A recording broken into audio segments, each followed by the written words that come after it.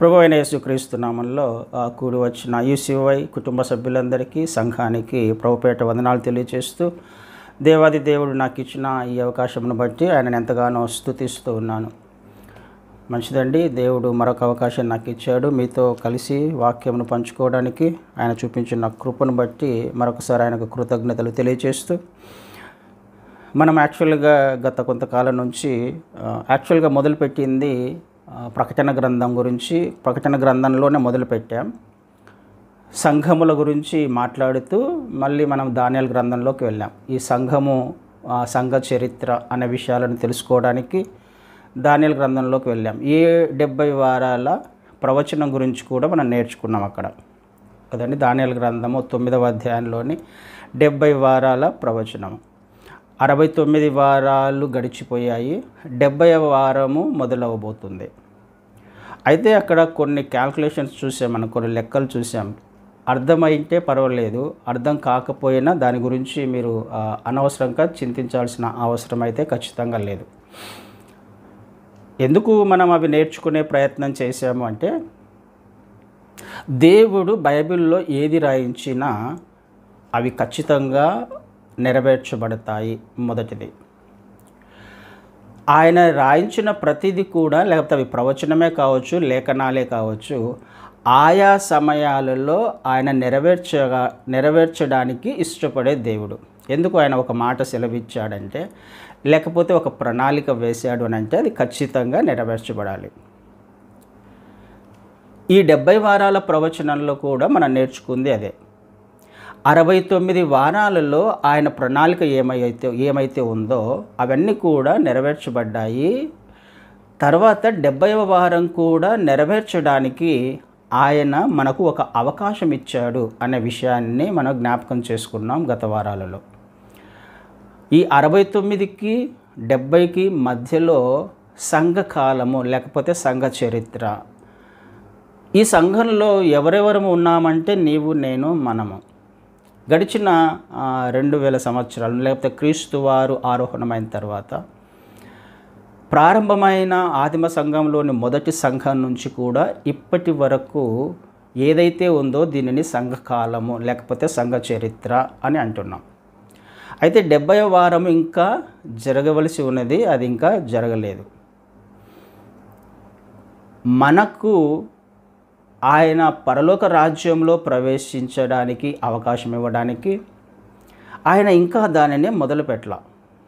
ఆయన కనికరము చొప్పున, ఆయన కృప చొప్పున ఈ సమయాన్ని ఇంకా ఎక్స్టెండ్ చేశాడు. 70వ వారము ఇంకా మొదలుపెట్టల. దీనినే మనము కృపాకాలము అంటున్నాం కదండి. కృపాకాలంలో మనం ఉన్నాం. యాక్చువల్గా 69 అయిపోయిన తర్వాత 70 మొదలవ్వాలి, కానీ మొదలవ్వాల. మనకు అవకాశం ఇవ్వడానికి. కృపాకాలం అంటే ఏంటి? కృప అంటే ఏంటి? అర్హత లేని వాడికి అర్హత ఇవ్వడం కదండి. ఏమాత్రము అర్హత లేని మనల్ని ఆయన ప్రజలు కానప్పటికీ ఆయన ప్రణాళికలో ఒకవేళ మరి ఆ సమయంలో మనము యూదుల నుంచి రక్షణ రావాలి, యూదులు తన ప్రజలు, యూదులను రక్షించుకోవాలి. అందు నిమిత్తం ఆయన ఆ వంశములో నుంచి వచ్చి తన ప్రజల కొరకు ఆయన వచ్చినట్టుగా మనం చూస్తున్నాం. తన ప్రజలకు ఆహ్వానాన్ని పలికాడు. తన ప్రజల జీవితాలలో దేవుడు మేలు చేయాలని అనేక రకాలైన లేఖనాల ద్వారా మనము ఇంతకుముందు నేర్చుకున్నాం. ఆ విషయాలన్నీ మనకు తెలుసు. కానీ అన్యుల లెక్క కూడా సంపూర్తి చేయబడాలి. మనము కూడా సంఘంలో చేర్చబడాలి. మనము కూడా పరలోక రాజ్య వారసులుగా చేయబడాలి అని ఆయన ఉన్నతమైన లేకపోతే ఉచితమైన కృప వలన ఆ రక్షణ కార్యం జరిగించడానికి ఆయన ఈ సమయాన్ని తీసుకున్నాడు. నీకు 70 వారాల ప్రవచనం తెలీదా? 70 వారాలలో ఏం జరిగిందో నీకు తెలీదా? 70 వారాలు అంటే ఏంటి? ఆ మాత్రం జ్ఞానం లేదా అని దానిని ఆధారం చేసుకొని మనం పరలోకానికి వెళ్ళాం. 70 వారాలు నీకు ఖచ్చితంగా తెలిస్తేనే, అందులో ఉన్న మర్మాలు తెలిస్తేనే, ఆ లెక్కలు నీకు తెలిస్తేనే నిన్ను పరలోకానికి తీసుకుని వెళ్తాను అనే ఎక్కడ కూడా లేఖనాల్లో రాయబడలా. కాబట్టి దాని గురించి వరి అవ్వాల్సిన అవసరం లేదు. ఎందుకు మనం నేర్చుకునే ప్రయత్నం చేస్తున్నాము అని అంటే, దేవుని మాటలు ఎంత యాక్యురేట్గా ఉంటాయి, ఆయన చెప్పినది నెరవేర్చడానికి ఆయన ఇష్టపడే దేవుడు. అవి నెరవేర్చబడ్డాయి కాబట్టి ఇది కూడా నెరవేర్చబడుతుంది. నెరవేర్చబడుతున్నప్పుడు మనం ఏం చేయాలి అనే విషయం కొరకు మాత్రమే వాటిని నేర్చుకునే ప్రయత్నం చేశాం. మనము జాగ్రత్త పడడానికి, మనము ఆసక్తిని పెంచుకోవడానికి, మనము ఇంకా దగ్గరగా వాక్యానికి దగ్గరగా జీవించడానికి, మనలో సరిచేసుకోవలసినవి ఏమైనా ఉంటే సరిచేసుకోవడానికి మనం ఆ విషయాలు నేర్చుకునే ప్రయత్నం చేశాం. ఎందుకు 69 గడిచిపోయింటే ఒక్క వారమే పెండింగ్ ఉంది. ఆ ఒక్క వారము మొదలవ్వడానికి ఎంత సమయం పడుతుందో లేకపోతే ఎప్పుడు మొదలవుతుందో మనకు ఖచ్చితంగా తెలియదు. ఇది కూడా నెరవేర్చబడుతుంది అని అన్నప్పుడు మనమేం చేయాలి? జాగ్రత్త పడడానికి కదండి. అందునిమిత్తమే ఈ క్యాల్కులేషన్స్ అన్నీ మనం చూసే ప్రయత్నం చేసాం. సరి చేసుకోవడానికి, నేను పరిశుద్ధుడను కాబట్టి మీరు పరిశుద్ధులుగా ఉండండి అని ఆయన అన్నాడు. పరిశుద్ధులుగా ఉన్న వాళ్ళు మాత్రమే ఎత్తబడతారు. కానీ నీకు జ్ఞానం ఉందా, లెక్కలు తెలుసా, 70 వారాల ప్రవచనం తెలుసా, ఎంతవరకు తెలుసు, ఈ విషయాలను ఆయన అక్కడికి వెళ్ళిన తర్వాత ఏం అడగడు. పరిశుద్ధమైన జీవితం మనకు ఉందా లేదా, ఈ విషయం తెలుసుకోవడానికి ఆయన 70వ వారం మొదలుపెట్టే లోపల మనము జాగ్రత్త పడడానికి మాత్రమే నేర్చుకునే ప్రయత్నం చేశాం. కాబట్టి దాని గురించి అర్థమవకపోయినా మీరు దాని గురించి వర్రీ అవ్వకండి. కానీ మనం చేయాల్సినది ఆ జ్ఞానం ద్వారా, లేకపోతే దేవుడు రాయించిన ఆ లేఖనాలలోని ఆ క్యాల్కులేషన్స్ ద్వారా భయపడాల్సిన విషయం మాత్రం ఖచ్చితంగా ఉంది. మొదలవ్వబోతుంది, జాగ్రత్త పడాలి. ఇదొక్కటి మాత్రమే మనము జ్ఞాపకం చేసుకుంటే సరిపోతుంది. మంచిది. సో సంఘం కాలంలో మనం ఉన్నామని నేర్చుకున్నాం కదండి. సంఘకాలంలో మనం ఉన్నాం కాబట్టి ఈ సంఘాన్ని ఇప్పుడు మనం మళ్ళీ రెవల్యూషన్స్ ప్రకటన గ్రంథానికి వద్దాం. ప్రకటన గ్రంథంలో క్రీస్తువారు ప్రత్యక్షమైంది సంఘముల మధ్య సంచరించేవాడు. యోహాను గారికి ప్రత్యక్షమయ్యాడు. యోహాను గారి దర్శనంలో క్రీస్తువారు కనిపించింది సంఘముల మధ్య సంచరించేవాడిగా మనం చూసాం. చివరి దినాల్లో అంటే ఈ 70వ వారం మొదలయ్యే లోపల మరొకసారి ఆయన సంఘాన్ని హెచ్చరిస్తున్నాడు. సంఘం అంటే నువ్వు, నేను, మనమే. ఇంకొక అవకాశాన్ని ఆయన ఇచ్చే ప్రయత్నం చేస్తున్నాడు. చివరిగా ఆయన రావడానికంటే ముందుగా 7 సంఘాలకు ఉత్తరాలు రాసి 7 సంఘాలలో ఉన్న పరిస్థితులేంటో బయలుపరిచి, అందులో ఉన్న లోపాలేంటో, అందులో ఉన్న లేకపోతే ప్లస్లేంటో మైనస్లేంటో చెప్పే ప్రయత్నం చేశాడు. అంటే అర్థం ఏంటి? ఎక్కడైతే నువ్వు తప్పిపోయావో, ఎక్కడైతే నీకు దేవుని చిత్తము ప్రకారము జీవించకుండా ఉన్నావో అక్కడ సరి చేసుకునే ప్రయత్నం చేయాలి అని కదండి. అందుకు ఆయన సంఘాన్ని పరిశుద్ధపరచడానికి, సంఘాన్ని సిద్ధపరచడానికి, ఎందుకు ఈ 70వ వారం మొదలైనప్పుడు లేకపోతే 70వ వారములో జరిగే సంఘటనలు ఏంటో మనకు తెలుసు. సంఘము ఎత్తబడుతుంది అనే విషయం కూడా మనం చూసాం. దానిని ఎప్పుడు అనేది తర్వాత నేర్చుకునే ప్రయత్నం చేద్దాం. అయితే సంఘము ఎత్తబడాలి. ఏ సంఘం ఎత్తబడుతుంది? సిద్ధపడిన వాళ్ళు మాత్రమే కదండి. ఆ సిద్ధపడిన వాళ్ళను మాత్రమే ఆయన తీసుకువెళ్ళడానికి ఇంకొక అవకాశాన్ని ఇస్తూ ఈ 7 సంఘాలకి ఉత్తరాలు రాస్తున్నాడు. ఆ 7 సంఘాలలో ఒకవేళ నువ్వు, నేను, మనము ఉన్నామేమో జాగ్రత్త పడడానికి ఇంకొక అవకాశాన్ని ఆయన ఇస్తున్నాడు. ఆయన మనం చూస్తాం ఎఫెసీయులకు రాసిన పత్రిక 5:27లో ఒక మాట ఉంటుంది. పురుషులారా మీరును మీ భార్యలను ప్రేమించడం అటువలే క్రీస్తు కూడా సంఘమును ప్రేమించి అది కలంకమైనను ముడత అయినను అట్టిది మరి ఏదైనను లేక పరిశుద్ధమైనది గాను నిర్దోషమైనది గాను మహిమగల సంఘముగాను ఆయన తన ఎదుట దానిని నిలబెట్టుకొనవలెనని వాక్యముతో ఉదక స్నానము చేత దానిని పవిత్రపరిచి పరిశుద్ధపరచుటకై దాని కొరకు తన్ను తాను అప్పగించుకొనెను. దేవుని ఉద్దేశం ఏంటి అని అంటే మచ్చ, కలంకము, డాగు లేని సంఘముగా తీర్చబడాలి. ఏ లోపము లేని పరిశుద్ధమైన సంఘంగా తీర్చబడాలి. ఆ సంఘాన్ని ఆయన తీసుకువెళ్ళడానికి వస్తున్నాడు. ఈ విషయం కొరకే ఆయన ఈ ప్రకటన గ్రంథంలో మరొక అవకాశాన్ని సంఘానికి ఇస్తున్నాడు. నేను వచ్చే లోపల సరి చేసుకున్నావా సరి అనే మాటను మనం చూస్తాం ప్రతి సంఘంలో కూడా. ఈ విధంగా చేస్తున్నావు, సరి చేసుకున్నావా సరి, మారు మనస్సు పొందావా సరి, లేకపోతే అని కొన్ని విషయాలు అక్కడ కొన్ని శిక్షలు లేకపోతే పనిష్మెంట్ గురించి ఆయన అక్కడ మాట్లాడతాడు. వాక్యము చేత నువ్వు సరి చేసుకోబడకపోతే వాక్యము చేత ఉదక స్నానము చేయబడాలి. ఉదక స్నానం అంటే ఏంటి? వాక్యం అనే ఉదక స్నానం. ఉదకం అంటే నీరు, వాక్యము. ఈ వాక్యముతో నువ్వు సరి చేసుకోబడకపోతే ఈ చివరి దినాలలో దేవుడు హెచ్చరిస్తున్నప్పటికీ సరి చేసుకోకపోతే తర్వాత కన్సిక్వెన్సెస్ ఉంటాయి కదండి. ఆయన క్రీస్తు వారు తనను తాను ఎందుకు సమర్పించుకున్నాడు సంఘానికి? నిన్ను నన్ను మనల్ని పరిశుద్ధపరచడానికి, మచ్చ కలంకము డాగు లేని సంఘంగా, నిష్కలంకమైన పరిశుద్ధమైన సంఘంగా తీర్చిదిద్దడానికి ఆయన ఈ లోకంలోకి వచ్చాడు. ఆ ప్రాసెస్లోనే ఉన్నాడు ఈ 2000 సంవత్సరాల నుంచి కూడా కదండి. ఇది మనం నేర్చుకోవడానికి ప్రయత్నం చేస్తున్నాం. అయితే ప్రకటన గ్రంథం ఎందుకు? ప్రకటన గ్రంథంలో ఏం రాయబడింది? ఎందుకు ఈ ప్రకటన గ్రంథంలో సంఘం గురించి మరొకసారి దేవుడు చెప్పే ప్రయత్నం చేస్తున్నాడు అని అంటే, ఉదాహరణకి ఏదైనా నాకు అస్వస్థతగా ఉంది అనుకోండి, నాకు ఒక జలుబు, ఫీవరో లేకపోతే ఒక రోగం ఏదైనా సంథింగ్ వచ్చింది, దానికి నేను ఒక మెడిసిన్ వాడాలి, ఒక ట్యాబ్లెట్ వేసుకోవాలి అనుకుందాం. ఈ ట్యాబ్లెట్ నేను వేసుకున్నప్పుడు నేను ఒక పని చేస్తాను, దాని మీద ఒక ఎక్స్పైరీ డేట్ ఉంటుంది కదండి. ఆ ఎక్స్పైరీ డేట్ చూసి దానిని నేను వేసుకునే ప్రయత్నం చేస్తాను. ఎక్స్పైరీ డేట్ లోపల ఉంటేనే నేను ఆ ట్యాబ్లెట్ వేసుకుంటాను. ఎక్స్పైరీ డేట్ దాటిపోయింది అనుకోండి, అది వేసుకోవడానికి నేను సాహసించను. ఎందుకు? ఎక్స్పైరీ డేట్ అయిపోయిన తర్వాత నేను ఆ ట్యాబ్లెట్ వేసుకుంటే నాకున్న రోగంతో పాటు దాని నుంచి వచ్చే ఇంకొక సైడ్ ఎఫెక్ట్స్ ఆ రోగాన్ని ఇంకా పెంచే అవకాశము, క్రిటికల్ కండిషన్లోకి వెళ్ళే అవకాశం ఉంది. ప్రాణాపాయ స్థితిలోకి కూడా వెళ్ళిన అనేక సందర్భాలు అనేక మంది జీవితాల్లో మనం చూస్తున్నాం.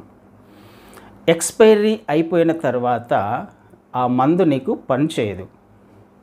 అంతలోగానే వేసుకుంటే నీకు ఏదైనా ప్రయోజనం ఉంటుంది, ఆ రోగం తగ్గే అవకాశం ఉంటుంది.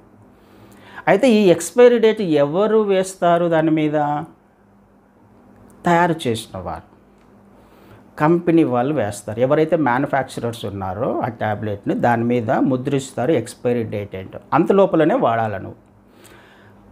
తర్వాత వాడిన ప్రయోజనం ఉండదు, లేకపోతే ఇష్యూస్ క్రియేట్ అయ్యే అవకాశం ఉంది.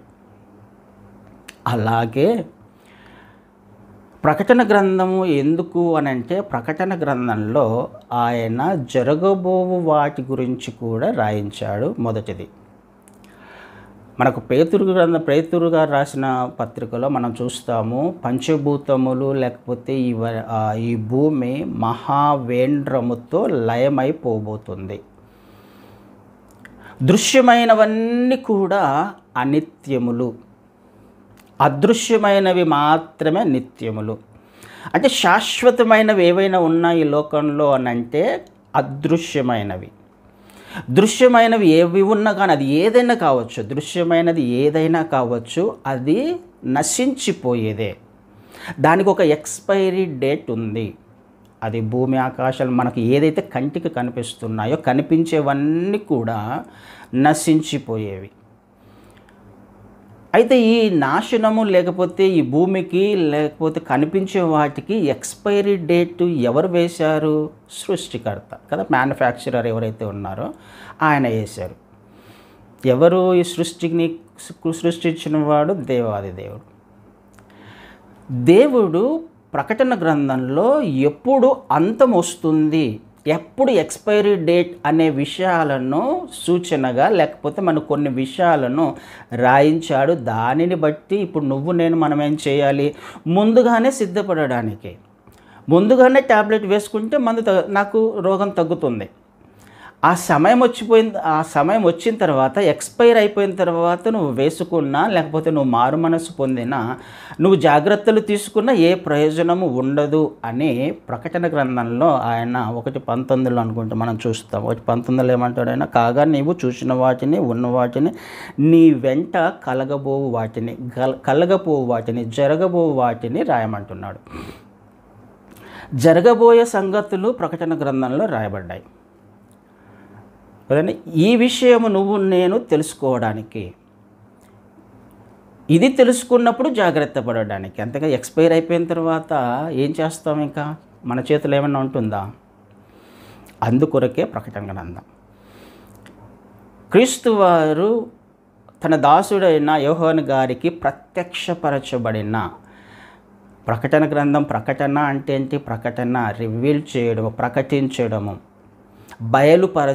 బయలుపరచబడము కదండి. రెవల్యూషన్ అంటే ప్రకటన గ్రంథము అని అంటే బయలుపరచబడిన సంగతులు రాయబడ్డాయి అక్కడ, జరగబోయే సంగతులు రాయబడ్డాయి అక్కడ. ఏవైతే మనం ఇంతకుముందు గ్రంథాలలో నేర్చుకున్నామో వాటన్నిటి యొక్క అంతము ఒకరోజు రాబోతుంది. దాని గురించి రాయబడ్డాయి. దానిని గురించి తెలుసుకోవడానికి ఒక చివరి అవకాశాన్ని సంఘానికి ఇస్తున్నాడు ఆయన. ఎవరు సంఘము? ఎందుకు సంఘానికే రాస్తూ ఉన్నాడు ఆయన? ఇందాక మనం చదివాం, సంఘముల మధ్య సంచరించువాడు చెప్పు సంగతులు. ఎక్కడ ఉంటారు క్రీస్తు వారు?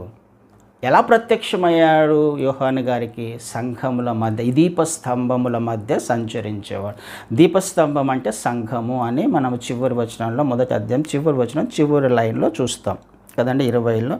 దీపస్తంభములు 7 సంఘములు అని. దీపస్తంభము అంటే సంఘము, సంఘముల మధ్యలో సంచరించేవాడు చెప్పు సంగతులు. ఆయన పేరేంటో ఆయన ఒకసారి ప్రత్యక్షపరుచుకుంటున్నాడు. ఆయన బయలుపరుచుకునే ప్రయత్నం చేస్తున్నాడు. ఎవరు అంటే ఆయన దీపస్తంభముల మధ్య సంచరించేవాడు, సంఘముల మధ్య సంచరించేవాడు. ఆయన వేరే చోట ఉండలేడు. ఇక సంఘముల మధ్యనే ఉంటాడు, వేరే చోట ఉండలేడు. ఎందుకు సంఘముల మధ్యనే ఉంటాడు? ఎందుకు సంఘముల మధ్యనే నివాసం చేస్తాడు? సంఘానికి ఆయన శిరస్సు, సంఘము ఆయన యొక్క శరీరము. శిరస్సుని, శరీరాన్ని వేరుపరచుట అసాధ్యము కదండి. వేరుగా ఉండలేవు. ఉండగలమా మనము? మన తల, మన మొండం వేరువేరుగా? ఒక పరిపూర్ణమైన ఆకారం ఉండాలి అని అంటే శిరస్సు ఉండాలి, శరీరము ఉండాలి.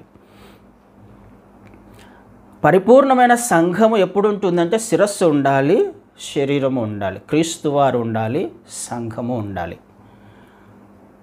ఆయన సంఘానికి వేరుగా ఉండలేడు కాబట్టి సంఘముల మధ్య సంచరించేవాడు ఆయన. ఇప్పుడు సంఘముల మధ్య సంచరించేవాడు చెప్పు సంగతులు అని అంటే ఎవరికి చెప్పు సంగతులు? సంఘానికి చెప్పే సంగతులు. ఎవరు సంఘము? నీవు, నేను, మనము. మనకు చెప్పే సంగతుల గురించి మనమే కదా వినాల్సింది. మనకు చెప్పే సంగతులు ఏమున్నాయో తెలుసుకున్నప్పుడు ఆయన ఏం చెప్పే ప్రయత్నం చేస్తున్నాడో ఈ చివరి దినాలలో నువ్వు, నేను, మనము ఎలా ఉండాలో చెప్పే ప్రయత్నం చేస్తున్నప్పుడు సరి చేసుకోమని హెచ్చరిక అందులో రాయబడింది కదండి. ఆయన సంఘాల మధ్యలో మాత్రమే, నీ మధ్యలో, నా మధ్యలో, మన మధ్యలో నివాసం చేయడానికి ఇష్టపడే దేవుడు అనే మాటను మనం చూస్తున్నాం కదండి. భూత, వర్తమాన, భవిష్యత్ కాలాలను ఆయన ప్రకటించడానికి, చెప్పడానికి, నీకు నాకు బయలుపరచడానికి ఆయన ఇష్టపడుతున్నాడు. ఎవరికి ప్రత్యక్షపరచబడ్డాయి ఈ సంగతులు? యోహాను గారికి. యోహాను గారు ఎక్కడున్నారు? ఎలా ఉన్నారు? ఆత్మవశుడై ప్రభు దినమందు ఉన్నప్పుడు, ఆత్మవశములో ఉన్నప్పుడు, he filled with the spirit కదండి. ఆత్మలో ఉన్నప్పుడు ఆయనకు ప్రత్యక్షపరచబడిన సంగతులు, బయలుపరచబడిన సంగతులు, నడిపించిన సంగతులు. నీకు, నాకు, మనకు కూడా ఆయన ఈ విషయాలను బయలుపరచడానికి ఇష్టపడుతున్నాడు. ఎప్పుడు? నువ్వు, నేను, మనము ఒకవేళ ఆత్మవశములో ఉన్నట్లయితే, ఆత్మచేత నడిపించబడుతూ ఉన్నట్లయితే మనకు కూడా ఆయన కొన్ని విషయాలు, అందుకే చెవులు గలవాడు వినుగాక అని అంటుంటాడు. అంటే మనుషులకు చెవులు లేవా? ఉన్నాయి, అందరికీ ఉన్నాయి. చెవి గలవాడే ఎందుకు వింటాడు కదండి. వాళ్ళకు చెప్పే ప్రయత్నం చేస్తున్నాడు, వదిలిపెట్టే వాళ్ళకు కాదు. విని ఈ చెవిన వదిలిపెట్టే వాళ్ళకు కాదు. అందరు విశ్వాసులు అయినప్పటికీ అందరికీ కాదు. ఆలోచన చేసే ప్రయత్నం చేద్దాం. చివరిగా ప్రకటన గ్రంథంలో సంఘానికి క్రీస్తు వారు చెబుతున్న అనేకమైన సంగతులు ఉన్నాయి. ఆలోచన చేద్దాం. ఆయన ఏం చెప్పే ప్రయత్నం చేస్తున్నాడు. నీవు ఒకవేళ నేను ఆత్మచేత నడిపించబడే ప్రయత్నం చేస్తే, ఆత్మ చెప్పు మాటలు వినడానికి ఇష్టపడితే కొన్ని విషయాలు ఆయన బయలుపరచడానికి ఇష్టపడుతున్నాడు. సంఘముగా నువ్వు నేను ఏం చేయాలో ఆయన చెప్పడానికి ఇష్టపడుతున్నాడు. అయితే సంఘము అంటే ఏంటిది తెలియదే కాదు, మనకు తెలుసు. అయినప్పటికీ ఒక్కసారి జ్ఞాపకం చేసుకుందాం. ఏంటి సంఘం అంటే కదా, ఒక చక్కని 4 గోడలతో అందమైన బిల్డింగ్ కదండి. సంఘం అంటే ఒక అద్భుతమైన కట్టడము కదా, అదేనా అండి? సంఘం అంటే ఒక స్ట్రక్చర్ కాదు, కన్స్ట్రక్షన్ కాదు, ఒక బిల్డింగ్ కాదు అది. అందుకనే మనము పేతురులో చూస్తాము, ఆత్మ సంబంధమైన మందిరముగా కట్టబడుచున్నారు అని అంటాడు ఆయన. 1 పీటర్ 2nd చాప్టర్లో ఒక్కసారి అది చదువుదాం. 1 పీటర్ 2nd చాప్టర్లో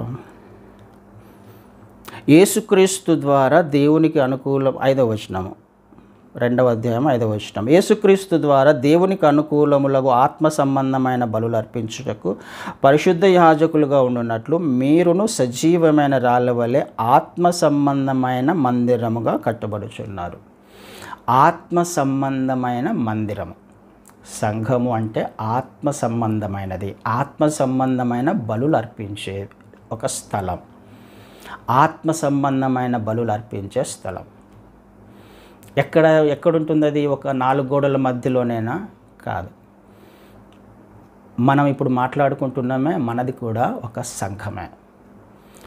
అందుకనే మత్తయి సువార్తలు కూడా 2, 3 నా నామమున ఎక్కడ ప్రార్థన చేస్తే అక్కడ వారి మధ్యలో ఉంటాను. ఆయన ఎక్కడైతే సంచరిస్తున్నాడో అదే సంఘం, ఎక్కడ ఉండడానికి ఇష్టపడుతున్నాడో అదే సంఘం, ఆయన ప్రెజెన్స్ ఎక్కడైతే ఉందో అదే సంఘం. 2 ఉంటే వారి మధ్యలో ఆయన ఉంటానన్నప్పుడు అదే సంఘం. ఎందుకు? సంఘం మధ్యలోనే ఉంటాడు, శిరస్సుగా ఆయన ఉంటాడు. నేను అక్కడ ఉంటాను అని సెలవిచ్చాడు అంటే అదే సంఘం. ఆయన ఎక్కడ సంచరిస్తాడు? సంఘముల మధ్యలోనే కదండి. ఇప్పుడు నువ్వు నేను మనము చేయాల్సిన పని ఏంటి? ఇది నేర్చుకోవాలి. ఆత్మ సంబంధమైన విషయాలకు, ఆత్మ సంబంధమైన బలులు అర్పించడానికి ఆత్మ సంబంధమైన మందిరముగా కట్టబడేదే సంఘము. అయితే ఈ ఆత్మ సంబంధమైన విషయాలను మనము నేర్చుకుంటూ ఉన్నప్పుడు ఒక మోసము కూడా జరుగుతుంది మన జీవితాలలో, మన సంఘాలలో. ఇది మనకు అర్థం కావాలి. అందరము కూడా వేరు సంఘాలకు చెందిన వారము కదండి. ఒక విషయాన్ని మీకు చదివి వినిపిస్తాను. ఎఫెసీయులకు రాసిన పత్రికలో, ఎఫెసీయులకు రాసిన పత్రిక 4వ అధ్యాయము 11, 12 వచనాలు జాగ్రత్తగా వినడానికి ప్రయత్నం చేద్దామండి. మనమందరము విశ్వాస విషయములోను దేవుని కుమారుని గూర్చిన జ్ఞాన విషయములోను ఏకత్వము పొంది సంపూర్ణ పురుషుల మగు వరకు, అనగా క్రీస్తునకు కలిగిన సంపూర్ణతకు సమానమైన సంపూర్ణత కలవారు మగు వరకు ఆయన ఈలాగు నియమించును. మనమందరము అని రాయబడింది. ఎవరు మనమందరము అంటే? ఇప్పుడు జూమ్ మీట్లో ఇప్పుడు ఎవరెవరైతే ఉన్నారో గూగుల్ మీట్లో మనం ఎవరమైతే మాట్లాడుకుంటున్నామో మనమా, లేకపోతే మీ ఏరియాలో ఉన్న సంఘము, మా ఏరియాలో ఉన్న సంఘమా? మనమందరం అంటే ఎవరు? అందరి గురించి రాయబడింది. మన రాష్ట్రంలో ఉన్న వాళ్ళు కాదు, మన దేశంలో ఉన్న వాళ్ళు మాత్రమే కాదు, ప్రపంచంలో ఉన్న వారందరి గురించి ఈ బైబిల్ ఎక్కడెక్కడైతే ఉందో కదండి, ఎక్కడెక్కడైతే సంఘాలు ఉన్నాయో వారందరి గురించిన ఒక మాట రాయబడింది అక్కడ. మనమందరము ఎవరము? మనమందరము బ్యాప్టిస్ట్కి సంబంధించిన వాళ్ళమా? పెంతెకోస్తుకు సంబంధించిన వాళ్ళమా? సిఎస్ఐకా, లేకపోతే ఆర్సీఎంకా, బ్రదరన్కా, లూథరన్కా, హోసన్న వాళ్ళకా, లేకపోతే హెబ్రోన్ వారా? ఎవరు మనమందరం అంటే? ఏ సంఘానికి సంబంధించిన వాళ్ళు?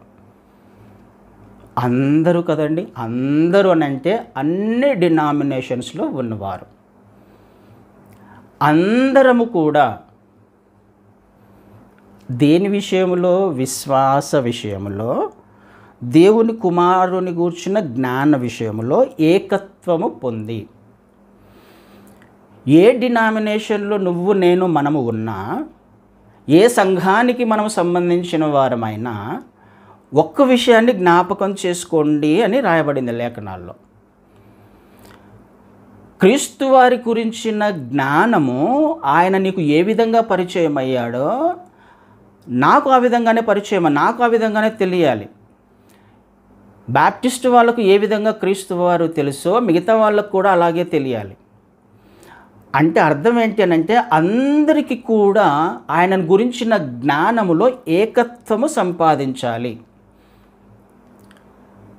నీకు ఒకలా క్రీస్తు వారు పరిచయం కాకూడదు, నాకు ఒకలా పరిచయం కాకూడదు. అంటే ఆయన క్యారెక్టర్లు డిఫరెంట్గా మనకు పరిచయమే, మనకు మేలులు చేస్తుండొచ్చు. కానీ ఆయన యొక్క మెయిన్ ఉద్దేశం ఏదైతే ఉందో, క్రీస్తు వారు ఎవరో, ఆయన ఎందుకు వచ్చారో ఈ విషయము నీకు నాకు మనకు వేరువేరుగా పరిచయం కాకూడదు. ఆయన గురించిన జ్ఞానము వేరువేరుగా ఉండకూడదు. వేరువేరుగా ఉంది కాబట్టి అనేక సంఘాలు వచ్చాయి. ఇప్పుడు బాప్టిస్ట్ వాళ్ళు అంటారు నాకు సంబంధించిన ఆర్డర్ లేకపోతే నాకు సంబంధించిన సిద్ధాంతం డాక్ట్రిన్ కదా ఏదైతే ఉందో మేము అనుసరిస్తున్నది సరి అయినది అని, పెంతెకోస్తు వాళ్ళు మేము అనుసరిస్తున్నది సరి అయినది అని, సిఎస్ఐఆర్సిఎం వాళ్ళు మేము అనుసరిస్తున్నది సరి అయినదని, ఒక్కొక్కరు అనుసరిస్తున్నది సరి అయినది అని వారంతకు వారుగా నిర్ణయం తీసుకొని అందులోనే ఉండే ప్రయత్నం చేస్తున్నారు. ఏదైతే వారు గిరిగీసుకొని ఉన్నారో అందులోనే ఉండి, అందులోనే క్రీస్తు వాళ్ళకి ఏవైతే పరిచయం అయ్యాడో, ఏ విధంగా తెలుసో అందులో మాత్రమే వారి ఆత్మీయ జీవితాన్ని జీవించే ప్రయత్నం చేస్తున్నారు. వేరే సంఘంలో ఉన్న వారి గురించి ఒకవేళ వారికి ఏదైనా ఆపదొచ్చినా అక్కరొచ్చినా మనకు సంబంధించిన వాళ్ళు కాదు. ఏ శుభకార్యానికి వెళ్ళాలన్నా అశుభకార్యానికి వెళ్ళాలన్నా అంత త్వరగా వారు మింగిల్ అవ్వలేరు, అంత త్వరగా వెళ్ళలేరు. ఇది ఒక డిసెప్షన్ అనే విషయం మనకు అర్థం కావాలి. ఇది ఒక మోసము. సంఘాలలో అపవాది తీసుకొస్తున్న ఒక మోసము, నీ సంఘంలో నీ సిద్ధాంతం మీద దానిని ఫాలో అయిపో, నీ సంఘంలో నీ డాక్ట్రిన్లో నీకేదైందో దాన్ని ఫాలో అయిపో. వాళ్ళది రాంగ్ డాక్ట్రిన్, వాళ్ళది సరైనది కాదు. ఒక దౌర్భాగ్యం ఏంటంటే మనకు ఈనాడు కుటుంబాలలో ఒక కుటుంబంలోనే ఇద్దరు ముగ్గురు వేరువేరు సంఘాలకు వెళ్ళే వాళ్ళు ఉంటారు. వేరు వేరు సంఘాలకు వెళ్ళేవారు లేరా మన కుటుంబాలలో, లేకపోతే మనకు తెలిసిన వాళ్ళల్లో ఒకరు బాప్టిస్ట్కి వెళ్తే ఒకరు సిఎస్ఐకో లేకపోతే ఇంకొక దానికో వెళ్ళేవారు. ఈ ఇద్దరు ఇంట్లో కూర్చొని కలిసి ప్రార్థన చేసుకోగలరా? ఏదైనా ఆత్మ సంబంధమైన విషయాల గురించి మాట్లాడుకోగలరా? కదా, మాట్లాడుకోలేరు. ఎందుకు? మీది వేరులే, మీ పద్ధతులు వేరు, మా పద్ధతులు వేరు. ఇలా అర్థమవుతుంది అన్నమాట. క్రీస్తు వారి లేఖనాలు ఏ విధంగా అర్థమవుతున్నాయి ఒక్కొక్కరికి. ఇదే మోసము. సంఘం గురించి నీకు నాకు మనకు అర్థం అవ్వాల్సింది, నేను క్రీస్తు వారి శరీరంలో భాగాన్ని కానీ, బాప్టిస్టులో భాగాన్ని కాదు, ఇంకొక డినామినేషన్లో భాగాన్ని కాదు. సంఘానికి డినామినేషన్ ఉండొచ్చు, కానీ మన అందరి యొక్క ఏకత్వము దేంట్లో ఉండాలి? క్రీస్తుని గురించిన జ్ఞాన విషయంలో, విశ్వాస సంబంధ విషయంలో. బాప్టిస్ట్లో ఉన్న వారిని విశ్వాసి అంటున్నాము, లేకపోతే క్రైస్తవుడు అంటున్నాము. సిఎస్ఐలో ఉన్న క్రైస్తవుడే అంటున్నాం, లూథరన్లో ఉన్న క్రైస్తవుడే అంటున్నాం, ఇంకొక దాంట్లో ఉన్న క్రైస్తవుడే. ఎందుకు మరి? ఇవి వేరువేరుగా ఉన్నప్పుడు అక్కడ ఒక క్రైస్తవునికి వేరు పేరు ఉండాలి, ఇక్కడ వేరు పేరు ఉండాలి, లేకపోతే విశ్వాసికి ఇంకొక పేరు ఉండాలి. కానీ అందరూ విశ్వాసులే, అందరూ కూడా క్రైస్తవులే. ఎందుకు అలా ఉన్నాయి మరి? అక్కడ ఏదో రాంగ్ ఉంది కదా, అదేదో తప్పు ఉంది కదా, అక్కడ ఒక పొరపాటు ఏదో జరుగుతుంది. దీనినే మోసం అంటున్నాం. ఎందుకు? అక్కడే ఉంటే అదే ఆలోచన చేస్తాం. కానీ దేవుడే మాట్లాడుతున్నాడు. విశ్వాస విషయంలో, దేవుని కూర్చున్న జ్ఞాన విషయంలో అందరము కూడా, ఏ సంఘానికి సంబంధించిన వారమైనా అందరము కూడా ఏకత్వం సాధించాలి అన్నది ఆయన ఉద్దేశం. అలాంటి వారి మధ్యలోనే ఆయన నివాసం చేయడానికి ఇష్టపడుతున్నాడు. అలాంటి వారు మాత్రమే ఎత్తబడతారు. ఈ విషయం మనం జ్ఞాపకం చేసుకోవడానికి ప్రయత్నం చేయాలి. సంఘము ఎవరు? సంఘం అంటే దేవుని ఉద్దేశాలు వేరు, మనిషి ఉద్దేశాలు వేరు. మనిషిని ఫాలో అవుతున్నావా లేకపోతే సంఘాన్ని ఫాలో అవుతున్నావా? ఒక డాక్టరీని ఫాలో అవుతున్నావా? ఒకవేళ అలా ఉంటే నువ్వు సంపూర్ణత సాధించలేవు క్రీస్తు వారిలో. క్రీస్తు వారిని గురించిన జ్ఞానం విషయంలో ఏమని రాయబడింది అక్కడ? ఏకత్వం పొంది సంపూర్ణ పురుషుల మగ వరకు అనగా క్రీస్తుకు కలిగిన సంపూర్ణతకు సమానమైన సంపూర్ణత. ఎలా సాధించగలవు? నేను ఒక్క గిరి గీసుకొని ఒక సిద్ధాంతాన్ని అంటిపెట్టుకొని ఉన్నప్పుడు ఏ విధంగా నేను సంపూర్ణత సాధించగలను? వేరే వ్యక్తిని, వేరే విశ్వాసిని ఆదరించలేను, వేరే విశ్వాసితో సరిగా మాట్లాడలేను, వేరే విశ్వాసితో నేను మింగిల్ అవ్వలేను, దేవుని గురించిన విషయాలను మాట్లాడలేను, శుభకార్యాలకు అశుభకార్యాలకు వెళ్ళలేను, అతనంటే ఇతనికి పడదు, ఇతనంటే అతను పడదు. ఏ విధంగా ఏకత్వం సాధించగలవు? ఏ విధంగా క్రీస్తు వారి సంపూర్ణతలోకి ఎదగగలం మనం? ఈ విషయాలే ఈ చివరి దినాలలో మనం ఆలోచన చేయాల్సిన అవసరం ఉంది. ఆయన సంఘముల మధ్య సంచరించేవాడు. ఏ డినామినేషన్లో అయినా ఈ అభిప్రాయం ఎంతమందికి అయితే ఉందో వారి మధ్యలో ఆయన ఉండడానికి ఇష్టపడుతున్నాడు, వారిని తీసుకువెళ్ళడానికి ఇష్టపడుతున్నాడు. ఇది మన మైండ్లో నుంచి చివరి దినాలలో తీసేసుకోవాలి. ఒక సిద్ధాంతానికి లేకపోతే పాస్టర్ ఏది చెబితే అది సరి అయినది కాదు, వాళ్ళతో కలవద్దు, వాళ్ళ దగ్గరికి వెళ్ళాల్సిన అవసరం లేదు. ఈ మధ్య కాలంలో అలాంటి వాళ్ళని కూడా చూస్తున్నాం. ఎవరైనా వేరే సంఘానికి వెళ్తున్నట్టు పాస్టర్ గారు చూస్తే, ఏంటి అక్కడికి వెళ్ళావు, ఏంటి ఇక్కడికి వెళ్ళావు, ఎందుకు వాళ్ళతో మాట్లాడుతున్నావు, ఎందుకు వాళ్ళతో సహవాసం చేస్తున్నావు? చూడట్లేదు మనం. ఈ విషయాలలోంచి బయటికి రావడానికి ప్రయత్నం చేద్దాం. ఎందుకు? ఏకత్వం సాధించిన వాళ్ళు మాత్రమే, క్రీస్తుకు కలిగిన సంపూర్ణతలోకి, పరిపూర్ణతలోకి ఎదిగే ప్రయత్నం చేస్తున్న వారు మాత్రమే ఎత్తబడే గుంపులో చేర్చబడతారు కదండి. అలా సాగడానికి, అలా ఆత్మీయంగా జీవించే ప్రయత్నం చేసేవాళ్ళు దేవుని చిత్తంలో, లేకపోతే వారి మధ్యలో, అలాంటి సంఘాల మధ్యలో ఆయన నివాసం చేయడానికి ఇష్టపడుతున్నాడు. దేవుని కనికరం చొప్పున మహాకృప వలన యూసీవై అలాంటి కథ పేరులోనే ఉంది, యునైటెడ్. అన్ని డినామినేషన్స్ కలిసి ఉన్నాయి. అందరం కలిసి క్రీస్తుకు గూర్చిన జ్ఞానాన్ని సంపాదించే ప్రయత్నం చేస్తున్నాం, ఏకత్వాన్ని సాధించే ప్రయత్నం చేస్తున్నాం. అయితే ఒక్క విషయాన్ని కూడా మనం ఇక్కడ జ్ఞాపకం చేసుకోవాలి. చక్కని ప్లాట్ఫామ్ మనందరికీ దొరికింది యూసీవై ద్వారా.